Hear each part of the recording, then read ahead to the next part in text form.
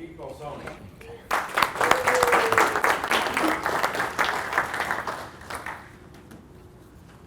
You got the floor. Thank you.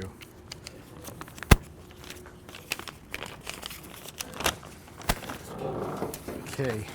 Judy, you'll work your magic on this? Okay, good. I want to thank everybody for inviting me up. I'm Pete Belsoni with SameDayTees. I'm a local screen printer, embroiderer, direct-to-garment printer. I do primarily contract work, so everything I print, my customer resells. So I gotta, be competitive on things. First thing I want to say is I appreciate what you guys have done, giving us the opportunity to be part of the DES launch. It's been a great fit for us. We've picked up a lot of new customers, met a lot of great people through it, and it's just fun to be part of this change in the industry that's probably well overdue. Quick history is I started screen printing when I was 17, about 40 years ago. When I first started, it was handmade frames, hand-stretched screens, didn't know what I was doing. Then I got Scott Fresner's book when it first came out, How to Print T-Shirts. Learned basics from that, used that as a Bible, like a lot of printers did. And then he started offering classes. I went to one of his first classes in Arizona. There he was showing people how to do 4-color process, simulated process. Simulated process with 6 to 8 colors, because back then if you had an 8-color press, you were a big shop a long time ago. Fast forward a couple years, I started working with a guy, Joe Clark. Taught me a lot of stuff I don't even remember. That Joe was like always up here, with how he put things together. And recently I work with Lon Winters a lot. Glenn gave me a couple topics to talk about. He says, appreciate hearing about why you decided to buy and what contributed to your decision, how your customers have reacted, and if there's any comments I have about doing things different or that to share them. So being a contract printer, and with our name, SameDayTees, we sell rush services.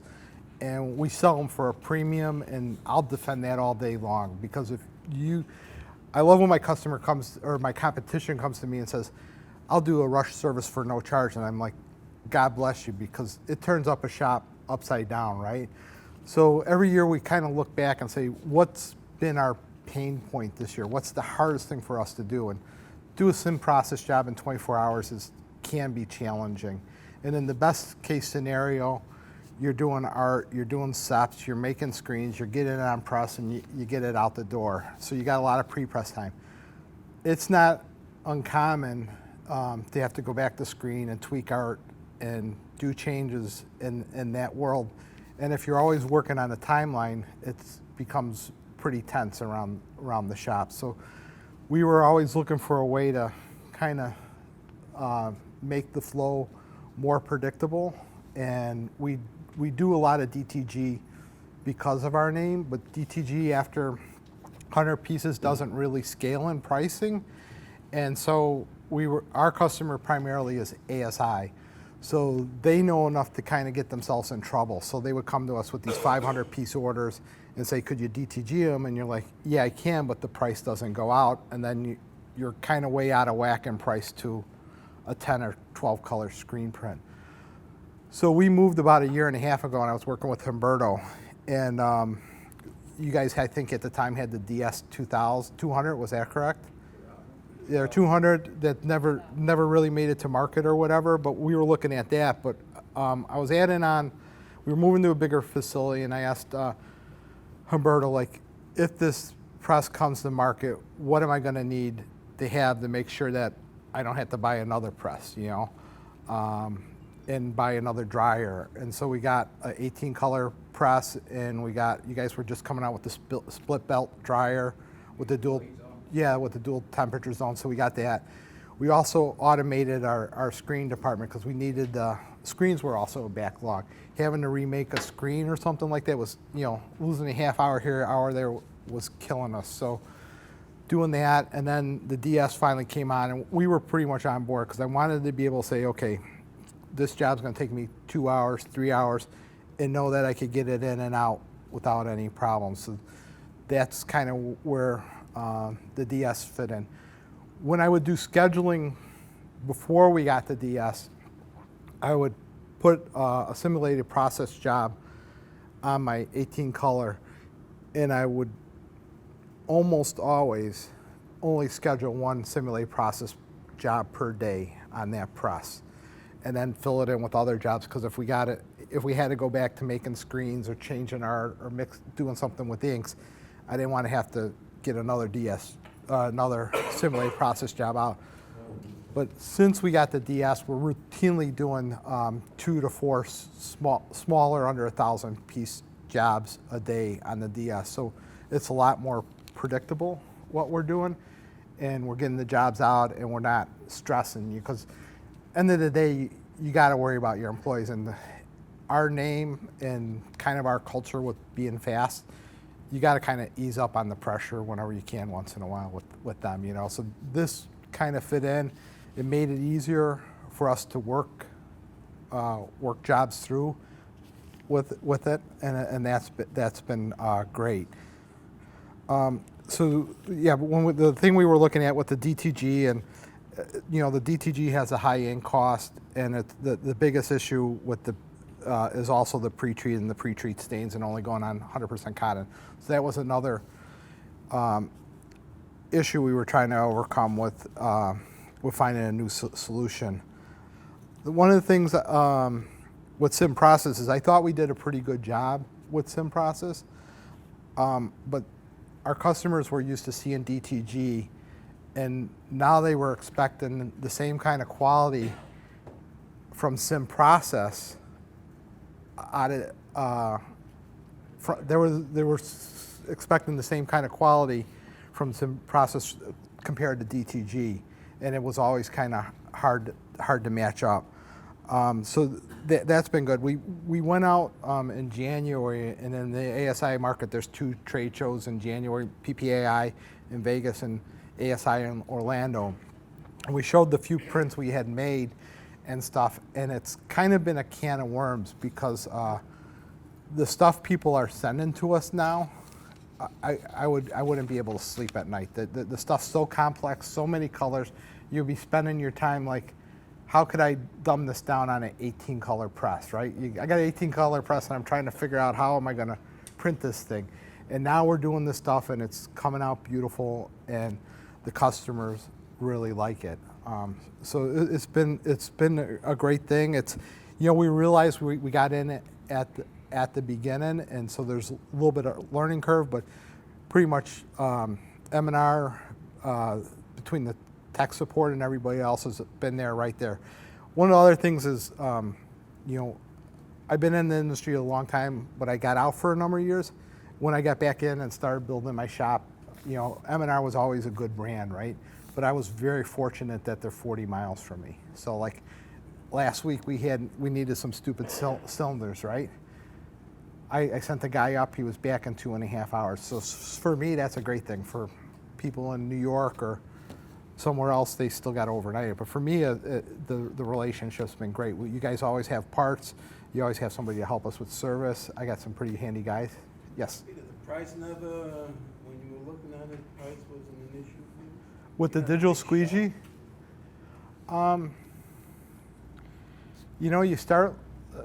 You start looking at time you're losing, and like some jobs that we've had some really good clients that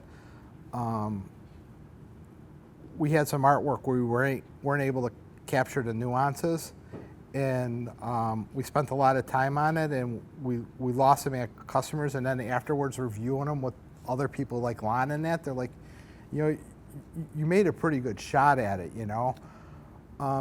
So you have that aspect of not meeting your client's expectations, but then just the downtime and stuff, the downtime on jobs was a lot. And we were finding, because of people being familiar with DTG and seeing DTG, and even going to the shows and seeing, now the big thing with, to get sidetracked, the big thing is all these DTG toy printers, the $20,000 and under presses, you go to the floor and they're showing you that they're printed on poly, right?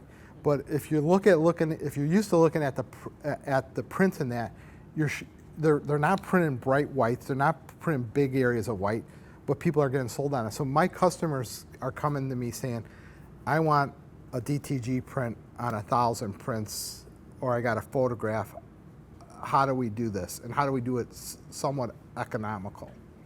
And that was the thing. And because we were doing DTG and because I showed simulated process, I kind of put myself in this type of pickle. Then on top of it, I was throwing in that I could do it in 24 hours. So a little bit of insanity, right? Yeah. So I was looking for a solution, and I was hoping that, you know, M&R, I think that 200 or that other press you had was 2-3 years ago, that I was hoping that was going to come to market. It didn't. And then when this came, you know, I was very interested. I had experience with the enemy, Cornette, and I was fortunate that I was able to send the press back. And so I know even with their bigger machines, the Hexa and those machines, that we couldn't get the production out of it, and the cost per print was way too high, so that wasn't going to be a solution. So that was my pain point, you know, for a couple of years, is to be able to turn high quality, medium to larger range prints around quickly. So, and like I said, we sell for a premium, because like somebody comes in with 1,000 pieces or 2,000 pieces and they need them tomorrow or the next day. You're moving your schedule around. You're talking to your people constantly throughout the job. You're on the loading dock, sorting through 100, 200 boxes for those 6 boxes. You know, that's all part of it, you know. So you got to, you know, we got to get paid for that. My customers, for the Glenn asked, however your customers reacted.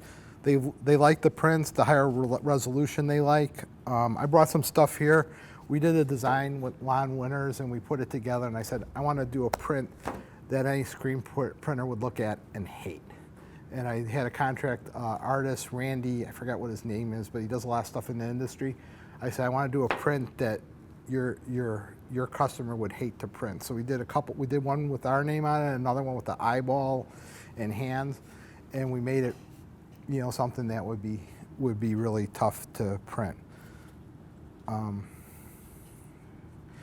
So what we're finding out as far as cost goes, the DTG prints are great up to about 100 pieces. Afterwards, the price you got to change. It's just way out of line.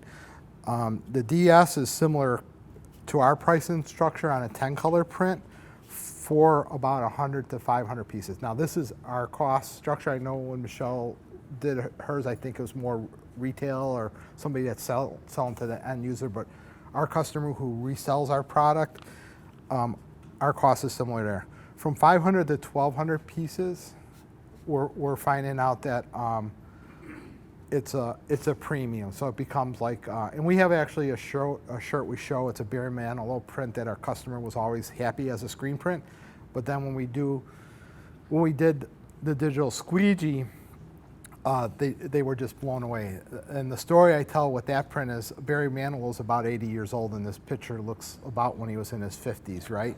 It was photoshopped. His face was photoshopped, and it looked pretty good as a screen print, and as a digital squeegee, it looked great. But he's sitting there like this with his hands out, and they've never touched up his hands. So now on something that was screen printed, you couldn't see the details in his hands, and his hands are about this big.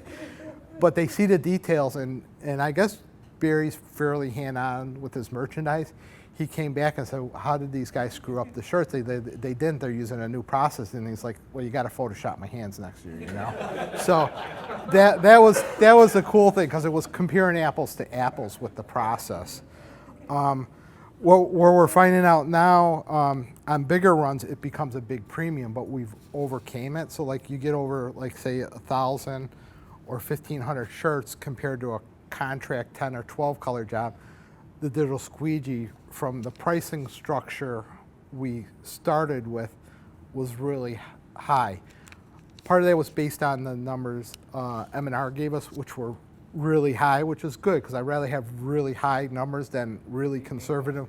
Yeah, in cost and production and stuff, we're finding out they're really high. So we think we're going to always be selling, you know, over 500 as a premium, but we're hoping to get some of this mid-range stuff like 1,000 to 2,500, where it's not double or 250% more than a screen print.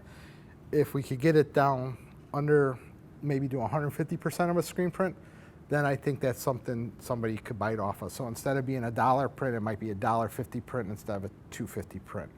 You know, so if they're selling 250 shirts, maybe the customer could bite off on the 50-cent upcharge, but asking them to bite off on another dollar or $1.50, then you're just back to screen print.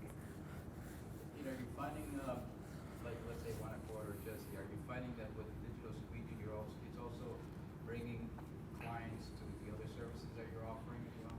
Yeah, the association and with M&R and the publicity you gave me has been fantastic, and it has got other people in the door asking about screen printing and stuff like that. So it's been a great opportunity for us between Jesse and it's like I get two kinds of phone calls now. I get people that I want this price on 300 digital squeegee prints, and they want that price, and we have to look at the job, because like sometimes I'm running a job, I'm like, that's a frickin' 6-color print. Let's just make sure we price it as a 6-color print, you know, not always as a digital squeegee. But then I get a lot of these old timers. Some of them I know, some of them I don't know, and I can't get them off the phone, and half of it's my problem, because you know, you just want to talk shop to these guys that have been around a long time. And a lot of them you've heard about, because it's kind of a small pond we swim in. Everybody knows of everybody. So I get them on the phone and I can't get them off, and they'll probably never buy a product from me, but it's good to talk to them. So, yeah. Well, yeah, with the digital squeegee. And then last thing Glenn asked me about is do differently or any other my 2 bits. I think, and I know you guys are probably going to chuckle when I say this, but I think the key is getting this down to 1 or 2 screens. You guys do some beautiful prints at the show, but the average guy walks up and sees 6 screens set up with the digital squeegee, and they can't comprehend why the hell they would buy that machine. But if you could get a print down to 1 or 2 screens, Down to 2 or 3, don't you? yeah, we do a lot of 2 and 3. Yeah, and you know, and the thing is like I said, with this relationship we had in January, Matsui came out with Jesse and Cody, and they were out all week, right? I would have had a hard time coming by for them to do a couple high fives, you know, before we had the digital squeegee. Yeah, I mean, it just wasn't going to happen. And then about 2 weeks ago, you stopped by. Magna, our NASDAR was there showing Magna products, and Magna had, I believe it was a discharge with a pre-digital and then a top coat, and it printed really nice. And that's 2 screens, and that's like that's I think where people, my competition or other screen printers, start connecting, like the real technical stuff or a lot of screens. I hear them, you know, and sometimes I don't even answer people. Like I see my competition at the trade show, and the first thing out of their mouth, because they know DTG from the past, you know, the T-Jet and other machines like that. And the first thing is they'll say to me is, and this is my competition, so I got to be a little close-lipped, but they'll say, "Does that thing work?" I'm like, "Don't know, just got it," you know, because I don't want him to really have it, right? No, I got a guy in Peru. He tells everybody the machine doesn't work. He doesn't want anyone to buy it. He wants to capture the market. He's getting $3 a share. Again, $3 a print. Yeah, yeah.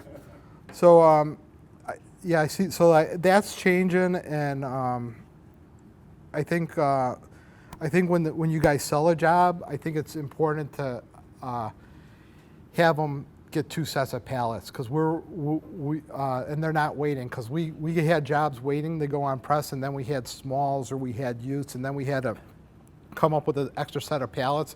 And if you have to sell it to them or build it into the price of the machine, we're finding out almost everything we're doing is with our standard pallet and a 12 wide by 14 inch high. We're getting like tank tops off, we're getting youth shirts off, because you got to sharpen your game. You can't have seams all over, you can't have bubbles.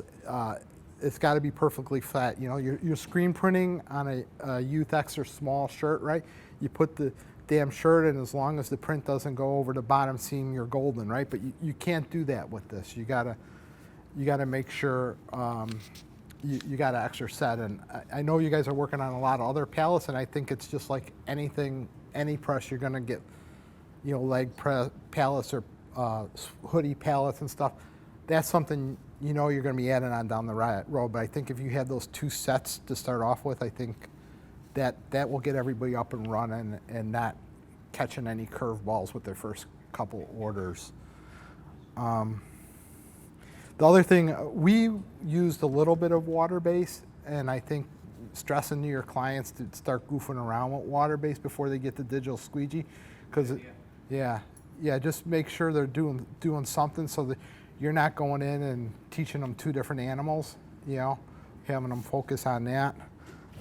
Taping and gluing pallets, the seams. The other thing we ran into this summer, we had about a month ago where it's really, really hot out, is an option to buy an air conditioner or something for that unit. And then when it's really dry out, humidity for the water base and stuff like that as an option. I'm not saying you guys got to give it away, but I think it's something that's important and it's hard to deal with when you're in the middle of things. We rigged up a portable air conditioner, one you would use for a cabin, and we're running duct into the top, and that's running pretty good, but our heads are still hot, but we've got through the day. It seems like we get in the morning, the heads are all nice and cold, and then the day they're hot, and so we got through another day. But I think those are things that'd be good to deal with up front with your customers, so they're more successful. With it being new, I think having a preventive maintenance schedule, what needs to be done and when it needs to be done, so people could keep up on those things. Other thing is maybe like a class that they would pay for to come here after 6 months, and because you get this digital squeegee and you're dealing with 2 animals, and hopefully they know how to run the screen press, right? But they're dealing with this digital squeegee, and you get all this information about using Cadera and using this and using that, and your head's kind of exploding when you guys leave. But to maybe have some type of fresher up course or YouTube videos that you could kind of go back and pick up what maybe you missed or new questions you have on the process. Other thing is to have fun. Everybody probably knows about the Facebook group, which is good. M&R and the companies are coming up with a lot of innovations, but I think the guys out there just need to be encouraged, because I think some things are going to come in at like 2 in the morning from a bunch of printers sitting around drinking beer like in the old days, You guys are going to figure a lot out, and we're going to kind of figure out something non-traditional. So, but it's been fun, and I brought some of the stuff we've been doing and that we've been happy with. They're in bags, so just take them out of the bags if you want. Will you lay them out up here? Whatever you guys want. So, I think that's kind of all I got. If anybody had any questions. Pete, I got a couple of questions. What would you say your average setup time is for the digital screen? With 2 to 3 screens, it's maybe a half hour. So, Pete, when you say 2 to 3 screens, that's the top coat also screen? yeah. So that white shirt, I think, was done with just a pre-digital, I believe. So that was just one screen. Yeah, you could open them all up. I just grabbed them on my way out. Yeah, before we start looking at the shirts, let's get some questions out, and then we can all get up and look at All right, so the second question, Pete, was when it's set up and you start running, about what speed are you running the digital squeegee? You know how many pieces per hour? Yeah, and I guess the best analogy is it's kind of like a race car, because right now our niche is this 100 to 1,000 piece run, and really we're doing a lot of stuff under 500. So like you get the thing up and running and everything, and then you're done. You do 100 pieces. It's like you get the job up, it runs, and you're done. But when we had some longer runs, some real long runs. We did 20,000 piece job 2 sides back in the winter. And then we've done some other runs that, 1,000, I got a customer looking at 6,000 pieces. those type of runs were pretty much averaging 350 plus. So we've had really good luck with it. Yeah, and with that, with the longer runs and even the medium runs, we'll a lot of times do an extra set of screens just to be on the safe side. So what was your experience like when you had that Cornette there for a while and the Delta tire? Was it, I just saw them more in terms of like the service, because I hear things here, like, you know, one of the things that keeps Cornette going is the service. Was that your experience? Were you getting good response, technical support from Cornette? From Cornette? Yeah. No, we released our machine through Beacon, which was a godsend, because we sent it back. So we had a lot of problems with banding. Our ink cost was nowhere near what theirs was. Their heads and some of the other machines, their heads are, they drip to stay wet, so you're constantly looking. When I went to buy the M-Link, the first thing I looked at, and you guys had the M-Link, I think, up at like the old NASDAR building back a couple years ago. Well, you were there. But the first thing I looked at, The old Warren building. yeah. So the first thing I looked at was the waste tank, because when we had the Cornette, we had a 5-gallon waste tank, right? And the waste is mostly ink going in there, right? And you're talking about ink that's what, $1,000 a gallon or something crazy like that. And so when I looked at the M-Link, I think you guys were down to a gallon. I'm like, well, this has got to be better, you know.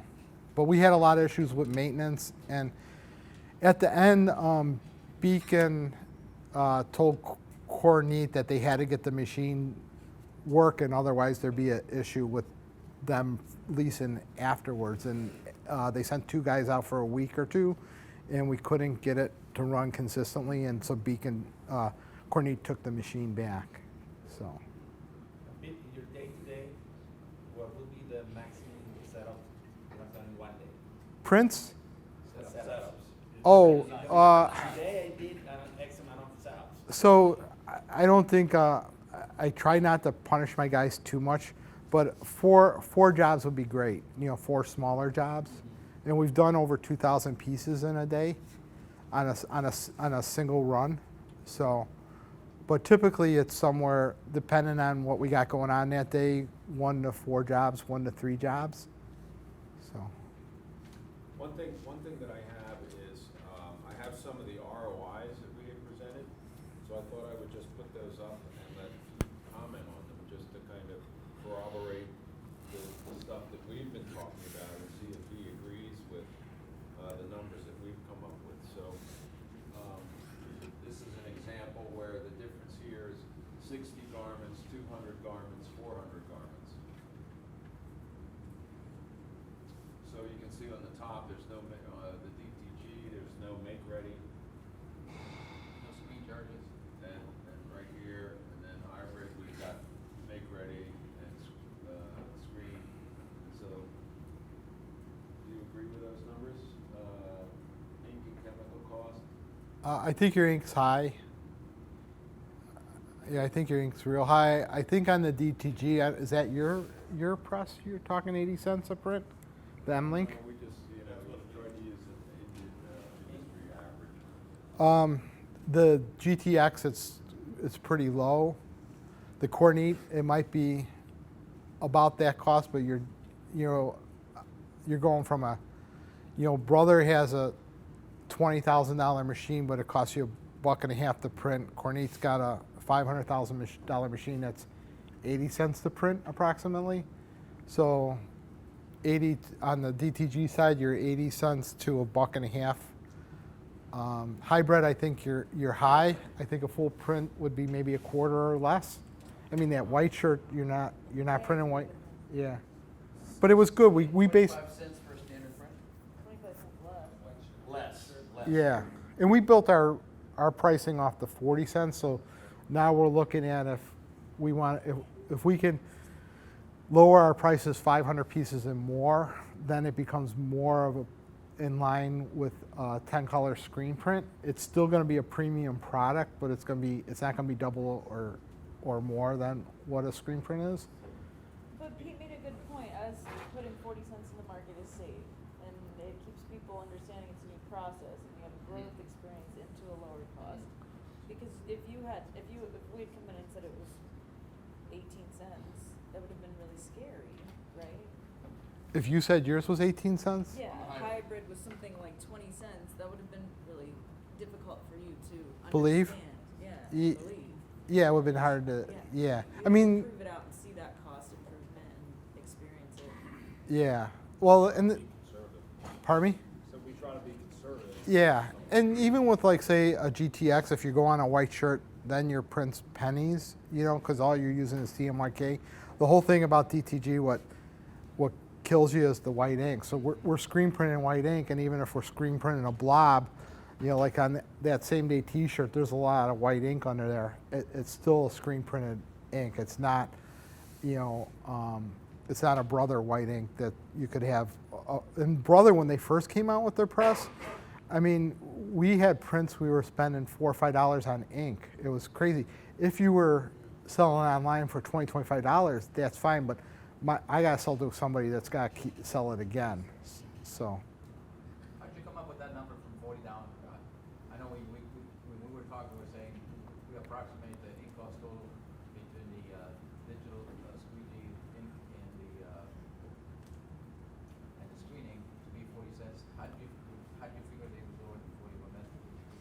down to 40. Well, I know when I was up here, I think probably the first time I met Jeremy, and you were telling me the 40 cents was based off of a 14 by 16, 100% coverage print. 40 cents. Originally, when we were doing this, Columbia had the machine for a year. No, I got it November, yeah. We were estimating between digital ink and the Magna product at the time when they were pricing it. It was a full print, so we were basically just under, we were 15 by 20. Which is a huge print. It was the full, that's Yeah. the full size. Yeah. So we were looking at 40 to 45 cents. Yeah, and that's By weight, we weighed out the shirt, we weighed out the print, and then used. yeah, and I think those figures are correct, but I can't sell a lot of big prints like that. That was a cool print. You had all those sponsors on there, but it was a really, really heavy print. So we were basing it on a lot less white ink and the CMYK. So to me now, that SameDayTees print is a heavy print. The I print is fairly heavy, but both of those are using a discharge underbase too, which is less than the acrylic. So, you know, and CMYK is pretty cheap because it goes a long way. So. Are you sticking with Matsui? Have you moved around between Matsui and Magna? Have we? No. Will we? We don't. Magna Nazar was out a couple weeks ago, and so the products they've shown us aren't available yet. That they came out, they're bringing them into the U.S. and they actually just got me pricing on them yesterday. But you know, every time somebody comes out, we're blown away because like I was going to bring out like one of the first prints we did during training, and it had these fishes on there. And it was a nice looking print, but it was frickin' heavy, you know. And I'm like, I'm not gonna bring that because depending how many people are in the room, they might not realize that was our first stab at it. But then we had our second stab, and Jesse and Matsui came out, and we were doing discharge and other things and improved. And then the Magna came out, and we were doing their inks, and they had some really nice products. So I think it's going to be maybe a game back and forth between the ink manufacturers, you know, that Do you you're. tell your customers what they're getting? Do they know whether they're getting screened or when? Digital squeegee? Yeah. Yeah, I push it pretty hard. Right, Humberto? What are you saying? Let's say that somebody sends you, say, I need 150 of these, and it falls into the simulated process range that you do. Would you say, this is not a screen print, this is digital? Yeah. You will let them know. Yeah, I'll push them that way because I don't want to do 150 pieces I simulate. understand that, but what I'm saying, are there, I think that's what you're asking. Yeah, I mean, do you make sure you delineate it? Like if you gain DTG capacity, would you necessarily tell the customer, or would you just give them the best option for you, knowing that the quality is going to be relatively the same? So we'll quote out jobs different ways, or different. You know, we might quote something out screen print and digital squeegee. You know, both ways, because you know you get over like 500 pieces or so, there's going to be a savings. You know, And then what I don't want to do is like, say like on a couple thousand pieces, we push the digital squeegee really hard in the ASI market because I'm the only one to do it. So it's like I'm competing against myself, right? So I'm going to push that out. But if they come in with a design, I'm going to say, okay, it's this much for a screen print and it's this much for a digital squeegee, but we're going to get these halftones. Or if it's something that it's like 10 spot. I mean, I got people nowadays, they're like drinking the Kool-Aid and they'll ask me for a digital squeegee job. And I'll say, really, we could do, these are spot colors. I could do this as a screen print and save you money. But, we're transparent about the pricing, what we're doing, and how we come up with it. So if you were gonna quote a sim process job and screen and digital squeegee, you would expect the customer to pay a premium. And you were talking about that a little earlier. How much you thought you could get away with, or how much the customer was willing to accept. Could you just restate that? Yeah, and to restate that, under 500 pieces in our pricing structure, digital squeegee is less money than a sim process job. And I know how long it's going to take to get in and out of the shop. Yeah, it's labor and pre-pressing. I know you guys at New Buffalo could take 10 screens and get it up and never go back to press again, but we didn't have that luck, and we're always dealing. No, they couldn't. No, even Lana, I'm like, Everybody has to translate. we were always going back, and it was always killing us. But over 500 pieces, I'll give them the difference and show them samples, and tell them, this is your call. If it's price sensitive, go this way. If they could pay the bump in price, go that way. This Road America is one of my. We don't do it for them. We do it for a customer. We just printed that this morning, and you look in the card, there's some fades of red and some other stuff that you'd look at that'd be a little tricky to print. But my customer's buyer is a pretty sophisticated buyer because she buys a lot of T-shirts, right? She's seen it and she loves the process. So, as long as we're not too out of line, that's the way they want to go. So on a 750 pieces job, Uh-huh. what is the comparison between PPG and screen? Hybrid and screen? The percentage. Oh, the percentage? 12 colors, for example, if you were in a simulate process. Yeah, we typically compare it to a 10 color. Okay, 10 colors. The 10 color, it's probably 25 to 50%. I should have brought that sheet because actually 25 to 50. percent.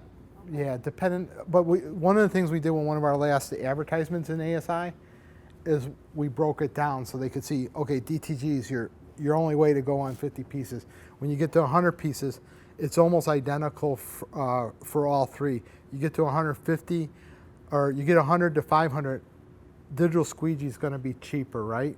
Over 500, it's a little bit of a premium. Over 1,000, it becomes more of a premium. Well, so this is a different ROI here. So that kind of speaks to that. Yeah. So do you agree with those kind of numbers?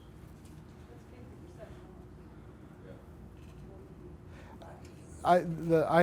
I think you're way high on the DTG prints per hour. Whose machine is that? Cornet's? That's nobody's. Okay. No, I mean, 120 pieces an hour? Oh, so if you're going to go line items, so garments per hour on the DTG, a GTX you're going to print 20, 25. So you could daisy chain them and maybe you get to 100, running for the same print. The hybrid, if you're running just a straight shot, like I said, it's like a race car. You get this thing up and on the smaller jobs you're done, right? But 350 I think is doable on a halfway decent size print. That 14 by 18 print, yeah, that's going to take you more, but most of the time you're not dealing with that. You're dealing with smaller prints. So your setup costs, all that's good. In the screen print, I think it's best case scenario. You're getting these jobs up and you have no issues with them. You're not, you're not making new screens. You know, we have a customer, matter of fact, Humberto recommended us to him. His colors and his whites got to be super opaque, and we were doing our underbases like on 160s and 180s, and we had to drop it just to make sure we had that nice, real thick white print that we haven't really been doing for so long. But that's what he wanted. So, but that was an 8-color job, and you know, remaking the screens for the front and back. You know, we lost an hour or so. How do you deal with sampling on the hybrid? How do we deal with sampling?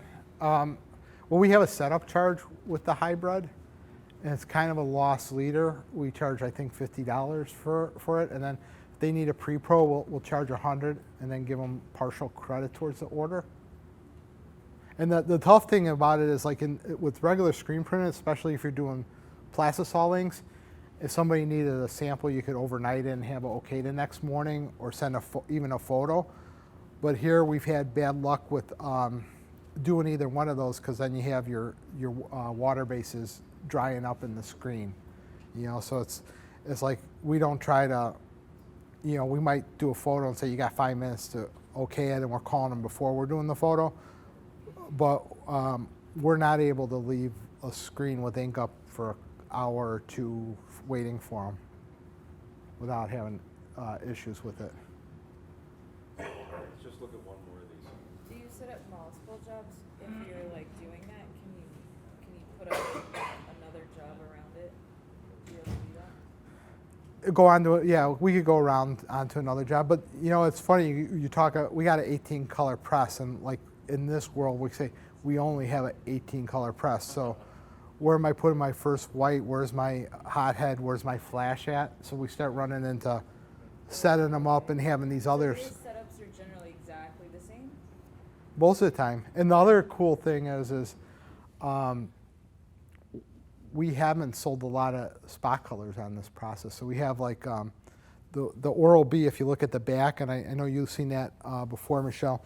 It's a Procter & Gamble company, and Procter & Gamble loves this process because they were having a hard time getting screen printers all over the country matching their Pantone colors and also getting in the detail. And that's sure you got to look at it like right here to appreciate it.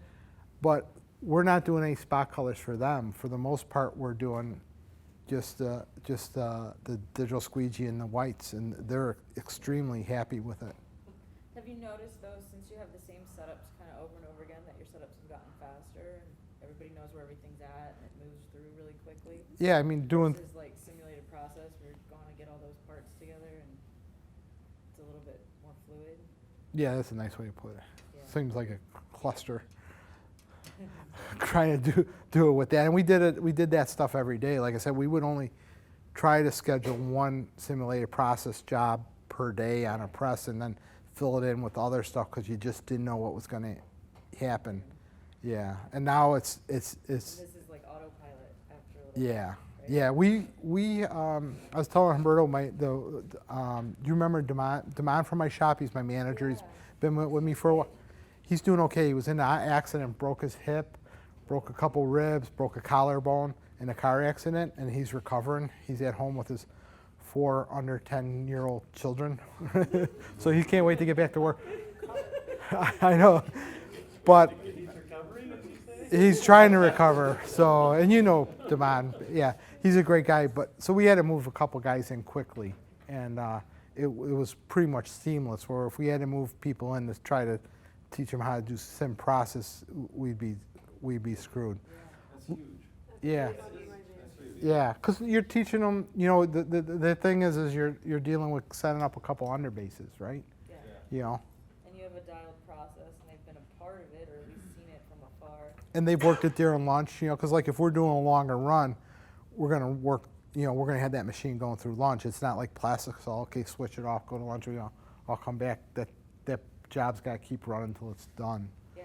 So. Pete, are you still calling it, because I thought it was real clever, are you still telling people it's the new DTG? The people I advertise to? Yeah. Yeah, because otherwise it would have been a lot harder to tell them. I just thought that was real clever. I mean, if you want to explain it more, because I thought that was. What is it? So my customer is ASI, and they know, my customer knows direct-to-garment or DTG, right? But they also know the problems with DTG, 100% cotton, the staining of the pre-treat, the high cost of the print. So when we came out in January and started marketing this, it was all new DTG, no pre-treat, no stains, multiple fabrics. I think we put 50/50s and tri-blends and stuff like that. So because they knew what DTG was, but to try to start from scratch and teach them what digital squeegee, and I don't think I was being dishonest because it's still a DTG product. Still digital. Yeah, so they got their heads around that quickly. So you never said hybrid? No, we did say hybrid Okay. because they had to know like why is this so different than regular DTG? And then when we got them to the booth, we showed them the pricing, because like our pricing never really went on a full-size DTG print on a contract basis less than $4, and on 1,200 prints, I think we're $1.95, so it was half the price. So they're like, how is it cheaper? And you just tell them it's the ink is being screen printed because the white ink is being screen printed. We're able to go on other fabrics, and so they got it. And then you told them you weren't doing pre-treat, and they're like, oh, so now I could do grays and I could do pinks and I could do other colors that aren't staining. Can you speak to that staining aspect? You've mentioned that 4 or 5 times. What was your experience there, if you don't mind me asking? So every DTG system we've had, it's the your blacks. Yeah. Huh? This color stains. doesn't That stains really bad. Yeah, It's this color stains really bad. yeah. Heat it up, it bleaches it a little bit, changes a little bit. Even if it just goes down a conveyor and not heat press? Yeah. it's really treatment. Yeah. Because we've tried everything, and we've had we've Find used that on all garments, pretty much about any manufacturer, or was it specific to one manufacturer? some manufacturers and some colors are worse. Yeah, I don't think this Portland company's not that bad. The Gildan one's really good. But it's you got a black shirt, you might see it, but it's not as bad. But it's the medium colors, pinks, reds, yeah. So it's a big part of DTG, and our customers knew about that. And it's a crapshoot on everybody's part that if you do a DTG and you have that stain, as much as we put it in our price list and that this will wash out, but you'll have it. But the problem is people get these shirts in and they don't have time to wash them, or they don't want to hand out a wash shirt to somebody, So a they customer. put them out like in a display under the sun, and it makes it worse. So, but we've had fun with, Can I pre-treat this one? huh? Can I pre-treat this one with ours?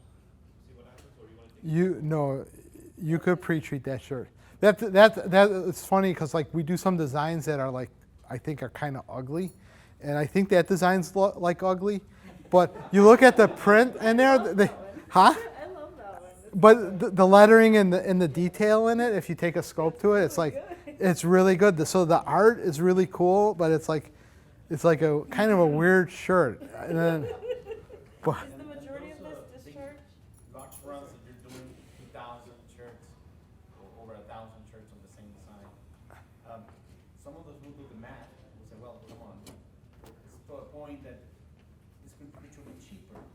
Why motivates you? Why you take the decision to do a 2,000 piece job on digital squeegee? I don't make that decision. My customer does. I'll price it out both ways, and then we'll They prefer to pay the overprice, if you said? overprice. Well, meaning. The higher price.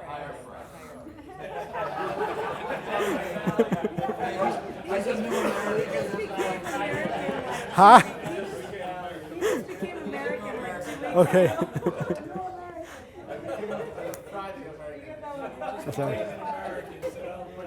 Or your customers are feeling the difference between the screen print and the hybrid, and they're going for the hybrid. They like the feel of the HSA as compared to a plastic. It's more the quality and the you could maybe pass that around because like this shirt, you look back here, you don't notice. But that's what the customer wants. Yeah, so this customer's this customer's Procter and Gamble, and it's like it's not just me as a screen printer; it's screen printers all over. They've had a hard time getting their brand to work out. And P&G, I should have brought their logo, but to me it's kind of simple. Huh? The Metamucil, yeah. How many That was relatively small, just 200 or 300. Okay. So they're doing, 2,000, if they like it that much, they will still pay for the hybrid? sometimes, yeah. Okay. And so now we're at this point where we got a little bit of history with the machine and a little bit of cost. And so for me, I'm keeping my one machine pretty full, right? But I realize now that I got a history of what my costs are, if I look at, if I can lower my price on my runs over 500 to 2,500 and get them to be just a premium, not over double, there's an opportunity for me to capture bigger runs on that machine more consistently. And I'm not competing with other printers. Or screen printer? Do you worry about losing simulated process ability as you do that? So like I had this I don't know if I had the conversation with Lon Winters, and I think we've had the conversation. You know, part of my history is learning how to screen print and how to do simulated, right? And that's always going to be an art, and I'm always going to look at a shirt that was printed that way and say, wow, right? You know, when it's done right, it's always going to be wow. But you can't do that with every shirt, you know. So I think there's going to be a place for that. Do I mind if I don't do simulated process? I'm good with that, and my shop's good with that. You know, it's like, you know.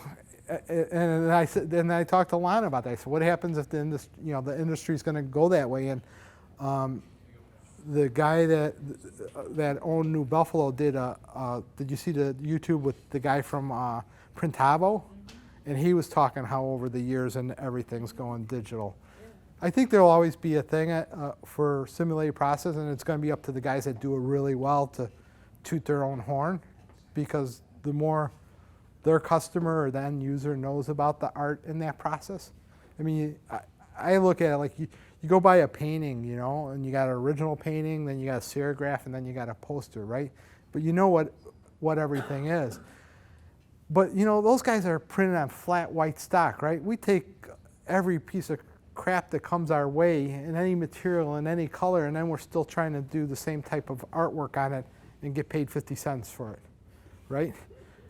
So I'll always have respect. I'm okay, though, if personally I'm not doing it every day. It's the artist in you that Yeah. respects that. Yeah, and having the artists around me. I have a lot of, you know, being around artists and stuff like that.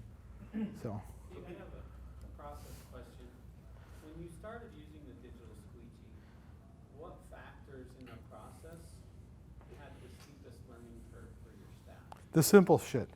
The simple stuff. Yeah, right, Michelle? What I was complaining about, I can't glue. I've been printing for 40 years, and now I can't glue a board, or I got a seam on the side. You know, you as a screen printer, you have a small shirt, and you got the kid's shirt on, and the top seam and the bottom seam's on there, and you just print over it and put it on the dryer, and you don't even think twice about it. It's the little things. It's the stuff like you're paying attention to the humidity, because now you're a plastisol shop and you're running water-based. Your shop's 90 degrees and you've been giving your guys Gatorade for 2 weeks, but now your press is running hot. You know, it's those things.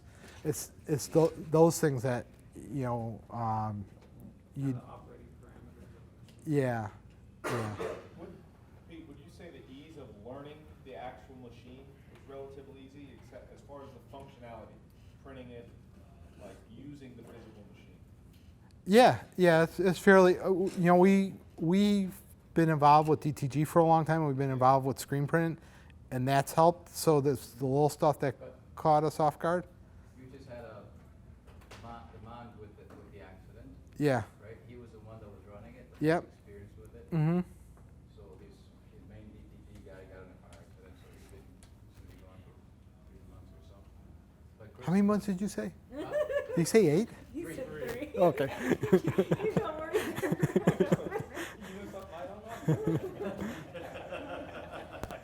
But Chris and the other guy took like, I over. gotta go. We really didn't need a lot of support.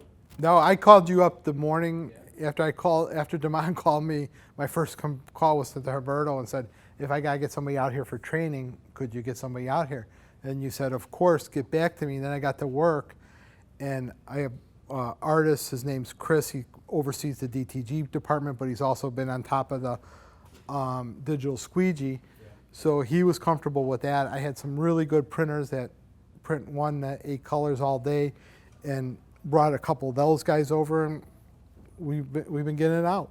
We've had So the actual operating the unit is not that complicated at all. Well, it's a question that some customers have asked me, and I've always said that's the easiest part, in my opinion, and he can corroborate that. I think that's the case.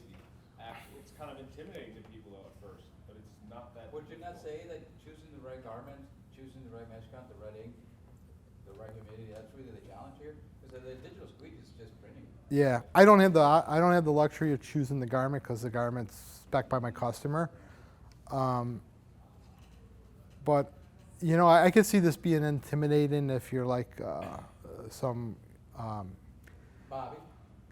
Not well, but maybe Bobby's a screen printer, but like somebody out of school that raises some money to start a company that doesn't know how to screen print, they're gonna go with the Cornete because all they got to do is press a button. But if you could print 1 to 4 colors, and we're not talking about like lining up, we're talking about lining up underbases basically, right? We're not, it's not that hard. Are the majority of these discharge? Underbase? Do you have anything that's not? That shirt, the sponsor shirt, I think that might have been, yeah. So your underbase and your digital white, what mesh counts are you printing with? Okay, now I gotta come clean. I'm not on the machine that often. I think we're probably about, 180? Yeah. I think you're running 25. Yeah. And after the digital print, are you using 1 flash or 2 flashes? 1 for the most part. You're on a 180 when you use your top coat, and your pre-digital is a 140. Thank you, Jeremy. That's See, anybody could buy this machine. Yeah. Well, Jeremy, what about? He runs, with Matsui, I believe he runs 2 white screens and then a pre-digital clear, and then you choose to use top coat if you want. So he's running a white, We're clear, tie coat, digital, and then. we're generally running just 1 white now. One white? Okay. Yeah. So. Do you have in mind like a breakpoint in number of pieces, print pieces that you will start doing on screen printing or the DS? We start off, we actually start off with 50, which we knew we weren't going to keep, but we just wanted to have practice in that. But now our minimum's 100. It really should be more closer to 150 in our shop. Would be a better break-even point, but we're going to stay at 100 for now. You mean 150 for the screen printing? No. Oh, for screen printing, I'll do 24 pieces. For regular screen printing, 1-2 color work, for like a sim process though, it's about 150 pieces. Yeah. Is this acceptable for you? The stain? We did 18 grams, 1.5 Yeah. minutes. Yeah, that's not bad. Looks good. Okay, Yeah. now we're gonna print on it. Okay. I only had a couple of those shirts left. Taking one for the team. Yes, you are. One question, when you brought in the digital squeegee, so was that a large changeover for your shop to go into water-based HSA printing? Is it a quick turnover, like understanding and them able to switch over? It went better. It went really well. We had dabbled a little bit with water base. We were doing this discharge underbases with plastisol on top, and did a little bit of water base, but we were by no means a water based shop. But it went really well. So. So you don't have any issues running it now, or getting the press and staying on press, or any of what a lot of people kind of think that that's possibly problematic. I think they're just afraid of it. So like if people are looking at doing it, if they just start, simple one color discharge jobs, start goofing around with that, you get that, and then you pretty much got the DS fine. I think with discharge and that, you start doing more than one color, like you're doing full discharge printing, that's where it gets a little bit more complicated, but you're just basically asking them to learn how to do a one color discharge, right? Or one color water base. So that should be relatively easy. But until you do it, you're afraid of it, So I think if people are looking at it, you need to encourage them to start goofing around with discharges and water-based inks. T&J, when we were asking them to come in and show us acrylics, they were like, "Oh, no, you don't need that. You're not selling. We're not." I'm like, but when it became we had to do it, then we were doing. But it was like you were saying, there was this fear about doing it and learning it and stuff like that. But it wasn't really that big of a deal. So So you as a target business your owner- screen room in conjunction with that learning curve and put in all of your, to make stronger screens for water-based. Yeah. Yeah. Yeah. We That moved. was really the big important change that you did, right? Yeah. So when we moved to our new So it's place, done. Humberto just sold us all kinds of stuff. Ecotex, ExoRinse, Autocoder. We had already had the iImage and stuff like that. But being with our speed of service, we needed to be able to get screen, especially if you had to do a remake, we needed to be able to get screens made and remade as fast as possible. So we set up, a bunch of little rooms where everything goes back pretty quickly. And we have a decent library of screens, because our old shop, we didn't have enough. We looked at what we were doing the next day, and maybe we had a couple extra screens. So if we guessed wrong on a screen, we were in trouble. Now we have a good library of screens always available, so that's helped a lot. And post-exposing screens and using in hardeners and stuff was stuff we learned along the way. Having an extra set of screens on bigger runs just in case. And usually it's just the white screen that we're doing an extra one. We don't really have too much with the pre-digital or top coat that breaks down. So when you were doing the Microsoft print, where you did like 10,000 units, was it because your ASI buyer wanted that? My ASI buyer, it was actually 20,000 prints, but what happened was the guy was doing the run for a new software that was launching, and he was doing it as a DTG. And so he had a couple DTGs, and he was doing this print and doing them in his shop and running his shop all the time. And then Microsoft said, well, we're doing an international product launch, and we need 20,000 of these in a couple weeks. Could you do it? And being a screen printer, he said, of course.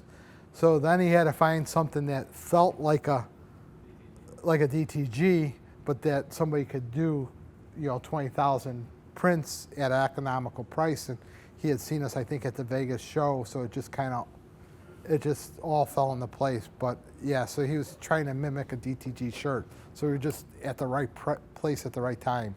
How much of that have you encountered where you have a client that ordered a small batch of shirts, and then he wanted a larger batch of shirts, they took it to a screen printer, and it just wasn't right. Now there's only really one alternative, right?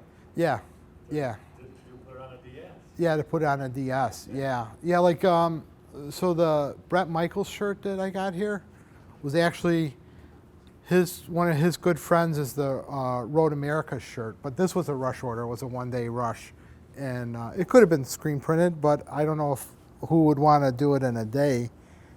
Yeah. So that came through. So yeah, we get a lot of stuff where it's really complex. They need it really fast. And there's stuff that, we look at and we're like, I don't know if I could do this with a 30 color press, It's just, because you get some of these nuances and you can't break them down to halftones or a process, even if you're doing over a 65 line halftone, because you'd lose the detail. Well, yeah, everybody that wants to do sim process, if you could have an unlimited amount of print heads to put screens into, you'd love doing it because you get really creative with how many layers of colors you could add to your sim process job, right? Yeah, and if you could get paid for all those colors. Right. Yeah, Right. yeah. So for us, it's worked out good because it's, you know, in and out. And like this design we did, this is the one we did with lawn, and there's a lot of good detail in it, you know, a lot of colors, and it's something that we would, you know, you look at it and you wouldn't want to screen. Did you? Thank you. My competition. I did.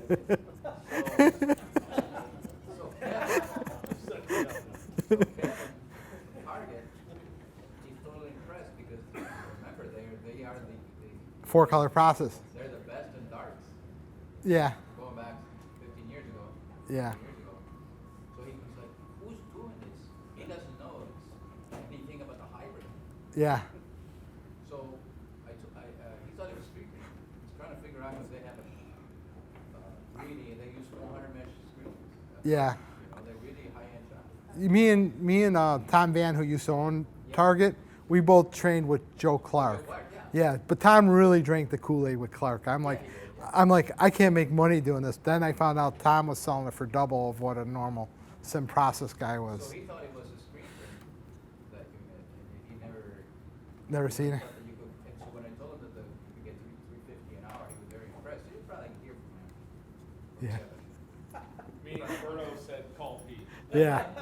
No, I've got some, because of this relationship, I've got some great referrals and people seeing the video and calling, and so it's been a great situation for us that we really appreciate. Pete, how much, like, has your business, do you think it's grown?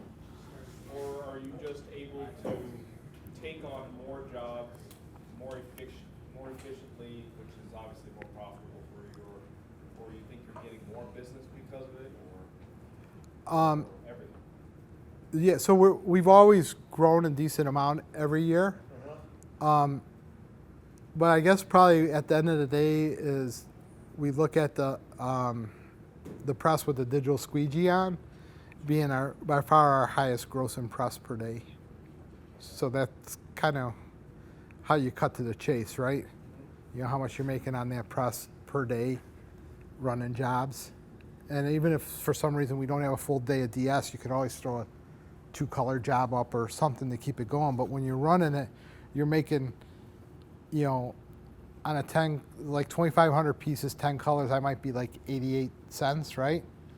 Now I'm $1.95. You know, that easily pays for the digital squeegee. So your highest margin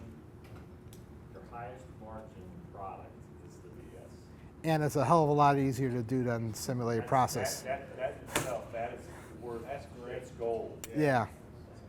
Yeah, I mean, we were looking at, you know, what was causing us our biggest headache, and because we're a shop that sells turnaround time, and then we also were big in DTG, it was like we had this void, you know, and to try to push that void from DTG into simulated process was really hard sometimes. You know, every once in a while you're gonna get lucky and everything's gonna go perfect. But I mean, we still every day drive the UPS after the pickup. That's just the nature of what we do, you know. So. What would you say, Pete? Because I don't think the digital squeegee is that expensive, considering what it's capable of doing. Once you have it set up like you do, the added value to what you already have. Yeah. So you know what he did.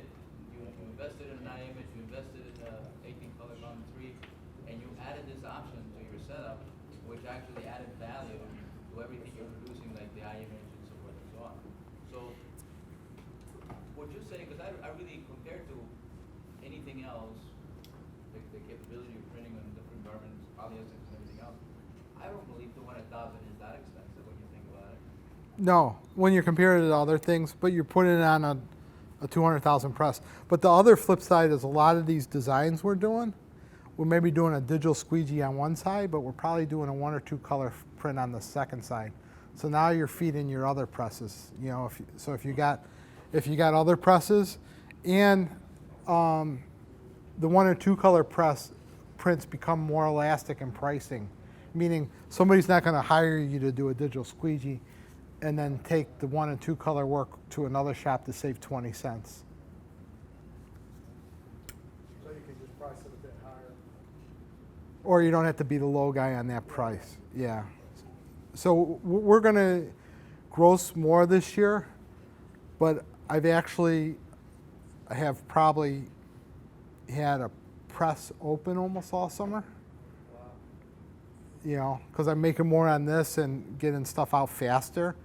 And then when we do the other, you know, a lot of jobs, I would say probably half the jobs have a second side print. And we raised our prices on our spot colors last year.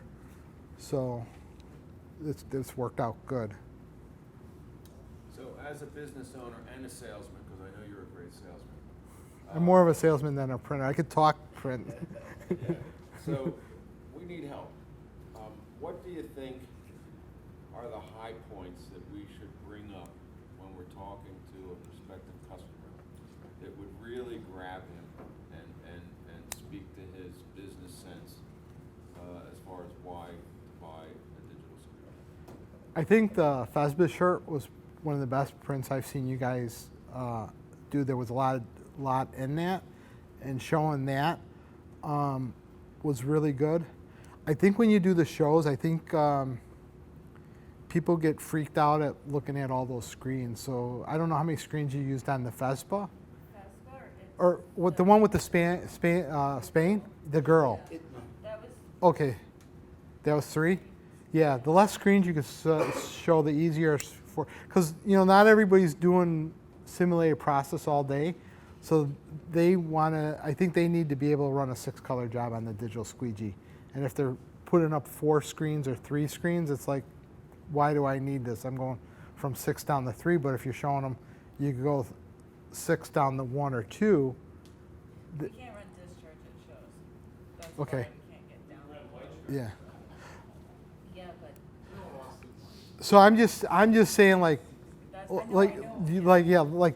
there's like some people that are like up here with the screen print and really get what you're doing and that you're building layers and all that stuff. But there's a lot of people, you know, they start counting those screens and they just get freaked out. So if you could, I think showing it on 1 or 2 screens, because it's like, you know, like I said, sometimes I talk to people and I'm like, cool, that's what you think, go for it, you know, have your opinion. And they're like, oh, they're running 4 screens to get, what the hell do I want to buy that for? I'm like, you're right. You're absolutely right. I'm not gonna like try to talk them into why I'm running 1 or 2 or 3. You know, Well, I think we're finding that's not necessarily our choices. We're being, you know, our hand is being forced by the ink manufacturers. and that's changing. I mean, even the ink that we got in November compared to the ink we're running now, it's much better, and we're running less screens. So it's all gonna come around, I think.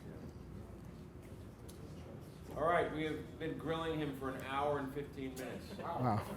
Thank you, guys. Thank you.